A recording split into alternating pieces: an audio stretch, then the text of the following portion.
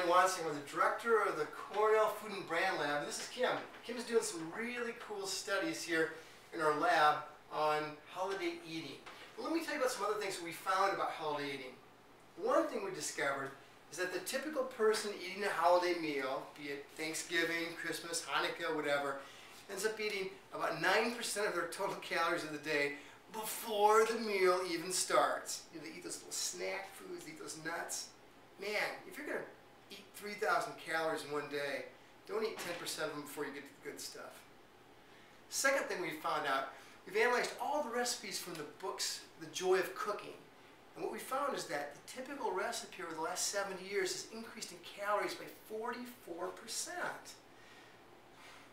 Now, when it comes to Thanksgiving meals, what also is going on is that recipe that was made for 6 or 8 is now feeding families of 3 and 4.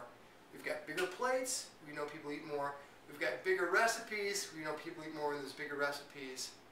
So keep that in mind. Cut half of it out of there and freeze it before you can get it to the dining table. The last thing we've realized about Thanksgiving dinner and Christmas dinner is that the typical person who makes that dinner doesn't have any idea how much food you served yourself. What they do remember, however, is whether you asked for seconds or thirds.